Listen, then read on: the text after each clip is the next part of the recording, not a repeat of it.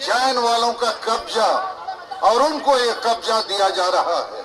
तो हमारे लिए ये संकट का मामला है और मारंगबुरु को बचाना अर्थात भारत ही नहीं दुनिया के आदिवासियों को बचाने जैसी बात है।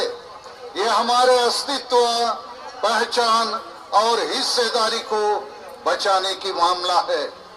मगर जब भी हम इसको बचाने की बात करेंगे तो हमें हमारे दोस्त और दुश्मन की पहचान करनी होगी, क्योंकि इस समय जो तथ्य सामने आया है, भारत सरकार और राज्य सरकार खुद पारसनाथ पहाड़ जो हमारा ईश्वर है, इसको इन्होंने बिना आदिवासियों के साथ सलाह मशूरा किए, बिना हमारी भावना को, हमारे ईश्वर को इज्जत दिए हुए हमसे छीनकर किसी और को देने का काम किया है।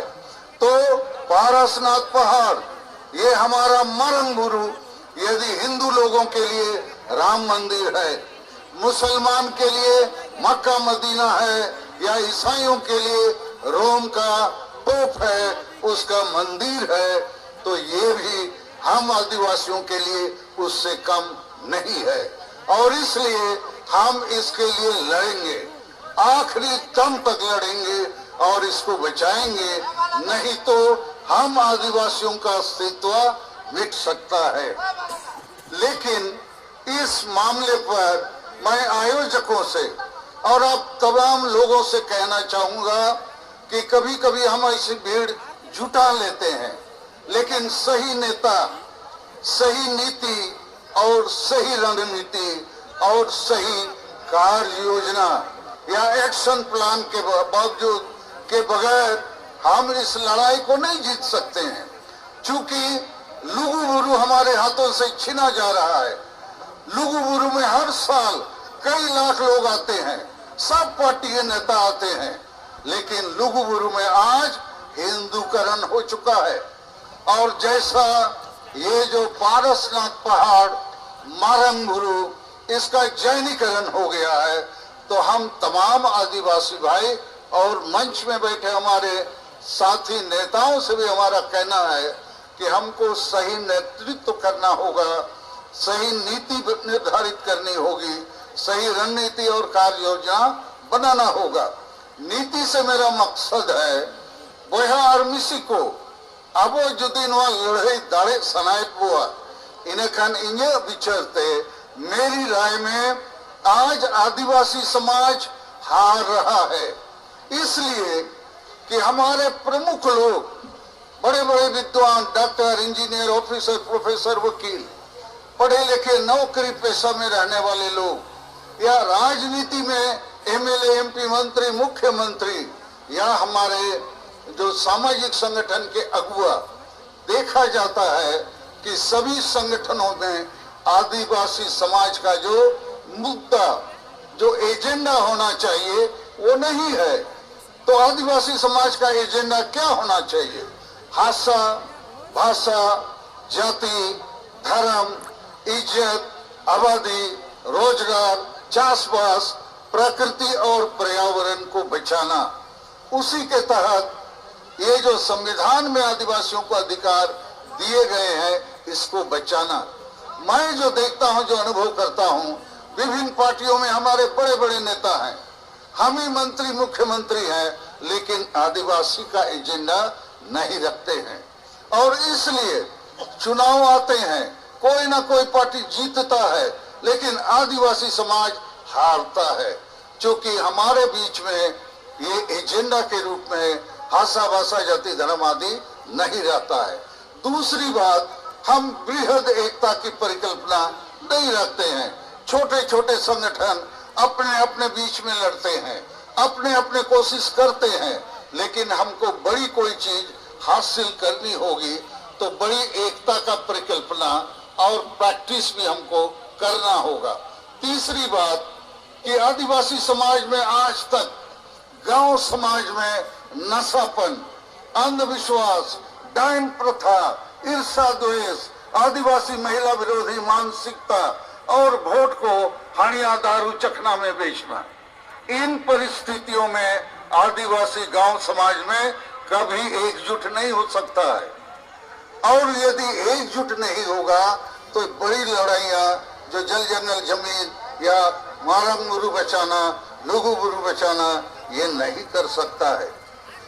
ये जैन वाले लोग राष्ट्रीय स्तर पर इस आंदोलन को खड़ा किए और भारत सरकार और राज्य सरकार को इन्होंने दबाव में डाला, और आखिर दोनों दबाव में पड़े खड़े और लिख के दे दिया ये पारसनाथ पहाड़ जैन वालों का है। अरे इस पहाड़ में आदिवासियों का प्रथम हक है, अभी भी हक है। जैसे आप लोगों ने सुना कि रिकॉर्ड ऑफ राइट्स में प्रिवी काउंसिल में आदिवासियों के पक्ष में फैसला हुआ है। तो मेरा सुझाव भारत सरकार, राज्य सरकार को यही है, आप अविलंब बातचीत शुरू कीजिए और सच्चे आदिवासी जो प्रतिनिधि हैं, ये जो यहाँ सिकंदर हेम्ब्रोम है, ननकू टुडू है, बुधन हेम्ब्रोम है, ये वाईसी के सभापति, उपाध्यक्ष और सचिव हैं, इनसे आप बात कीजिए और फैसला लीजिए। हम पारसनाथ पहाड़ के फर्स्ट पार्टी हैं, हमारा प्रथम अधिकार है, आप हमको क्यों निगलेक्ट करना चाहते हैं? ये हमारे साथ हमारे धर्म का, न्याय का, अधिकार के खिलाफ फैसला है। तो हमारा सुझाव है, इस टेंशन को यदि आप समाधान करना चाहते हैं शांतिपूर्ण तरीके से, तो आदिवासियों को आगे रखिए। और इस मामले पर मैं दुख के साथ कहना चाहूंगा, ये जो हेमंत सोरेन साहब की सरकार है, ये संताल हैं, आदिवासी हैं, इनको तो कम से कम मारंग बुरु, पारसनाथ पहाड़, जुग जाहिर के बारे में जानकारी होनी चाहिए। और यहाँ जो वक्ताओं ने कहा कि स्थानीय जेएमएम का एमएलए इस आंदोलन को तोड़ना चाहता है, बदनाम करना चाहता है, मुझे लगता है ये अच्छी बात नहीं है। और मैं आप आदिवासी भाइयों से भी कहना चाहता हूँ, ये मामला ये गिरिडीह जिला का नहीं है, ये मामला राष्ट्रीय और अंतर्राष्ट्रीय है, पूरे भारत और दुनिया के आदिवासियों का मामला है। इसलिए हम लोगों को इस आंदोलन को अंतर्राष्ट्रीय फलक तक ले जाने की कोशिश करनी चाहिए। अब मैं एक दो बात आदिवासी संगील अभियान का कहना चाहता हूँ। झारखंड और अन्य अनेक राज्यों में भारत के भीतर हमें जो संवैधानिक अधिकार मिलनी चाहिए, आज तक नहीं मिला। उदाहरण के लिए हमारा, पानी थोड़ा लाना जी,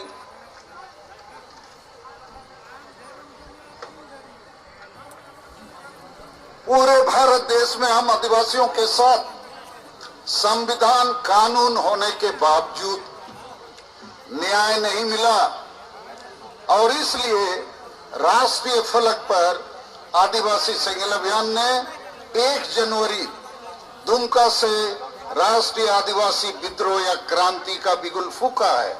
हमने कम से कम 5 मुद्दे रखे हैं जो आदिवासी समाज को फिर से पुनर्जीवित करेगा।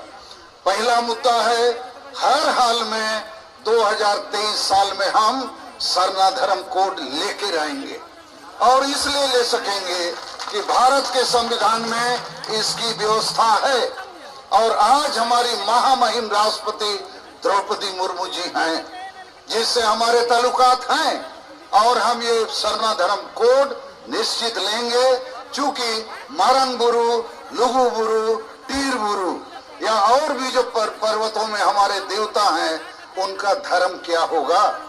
तो आज हम, दुर्भाग्य की बात है इस देश में कि 75 वर्ष हो गए हमें हमारा धार्मिक मान्यता नहीं दिया गया है, जबकि ये संविधान के अनुच्छेद 25 में है। दूसरा मुद्दा हमारा है कि झारखंड एक आदिवासी राज्य के रूप में बना था बिरसा मुंडा के जन्मदिन पर। हमारे शहीदों का सपना है अबुआ दिसोमरे अबुआ राज, मतलब आदिवासी राज।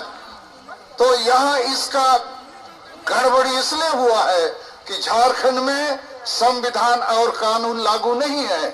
दुर्भाग्य से आदिवासी ही मुख्यमंत्री बने, जिस पार्टी से भी, लेकिन संविधान कानून को यहाँ लागू नहीं किया गया। तीसरा हमारा मुद्दा है कि झारखंड में सबसे बड़ी आदिवासी भाषा संताली भाषा को प्रथम राजभाषा का दर्जा मिलना चाहिए। चौथी हमारी मांग है, असम अंडमान में हमारे आदिवासी अभी तक एसटी नहीं बने हैं। और पांचवा मांग है कि हमारा जो ट्राइबल सेल्फ रूल सिस्टम है उसमें डेमोक्रेसी और संविधान को लागू किया जाए, अनिवार्य सुधार लाए जाएं। और मारंग बुरू के लिए हम लोगों ने फैसला किया है कि 17 जनवरी को 5 राज्य के 50 जिले मुख्यालय में हम बड़ा धरना प्रदर्शन करेंगे और राष्ट्रपति को ज्ञापन देंगे। और 30 जनवरी को 5 प्रदेश के सभी जिले मुख्यालयों में मशाल जुलूस हम निकालेंगे कि मारंग बुरू और जो आदिवासियों के दूसरे अहम मुद्दे हैं उसके लिए भारत सरकार ध्यान दे। और मैं यहाँ आयोजकों से आग्रह करूंगा कि इतने लोग हम आ गए, बहुत नेता आ गए, ऐसा ही लुगु बुरू में हर साल लोग आते हैं जाते हैं, फिर 1 साल बाद आते हैं और इस बीच में कोई एक्शन प्लान नहीं है। तो आज यहाँ पर आप लोग जो नेतृत्व का जिम्मा लिए हैं, आप बताइए व्हाट इज नेक्स्ट। मैं इन्हीं शब्दों के साथ अपनी बातों को समाप्त करता हूँ। सबको धन्यवाद देता हूँ।